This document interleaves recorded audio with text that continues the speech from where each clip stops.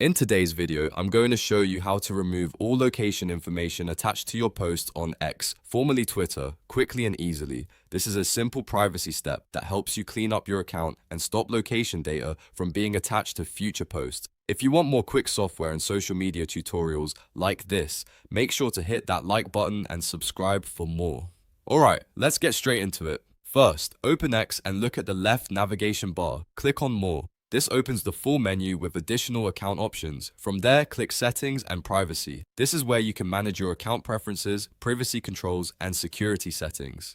Next, click Privacy and Safety.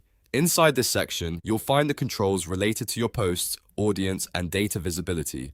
Now click Your Post. This area contains settings connected to the content you publish on X. After that, click Add Location Information to your posts.